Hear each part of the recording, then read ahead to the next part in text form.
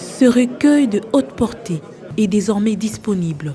Présenté sous forme d'idées collectées par des scientifiques, ce premier numéro de la revue quadrimestrielle de la RDC exalte très haut la réflexion dans le domaine économique. Le bulletin économique, support indispensable, qui permet d'examiner la situation économique du pays d'abord et celle du monde à travers des analyses profondes, a été porté sur fonds baptismaux par les professeurs Ngonga en présence de plusieurs personnalités. Et plein succès. Voilà, je vous remercie.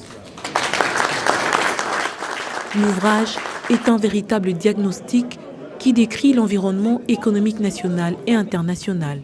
Pour ce qui est de la RDC, le professeur Tagoma l'a relevé.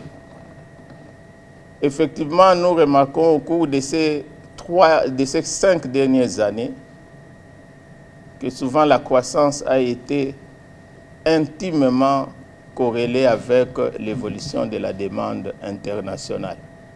D'où souvent il est question de nécessité de transformer nos économies, de la diversifier, de manière à réduire les à-coups liés au yo-yo de la demande internationale. L'économie nationale étant tributaire des fragilités internationales, cette revue servira de garde-fou tant pour les politiques que pour les investisseurs à travers différentes tendances qu'elle dégage et surtout les idées des scientifiques. La grandeur d'un pays, c'est aussi la dimension de la réflexion.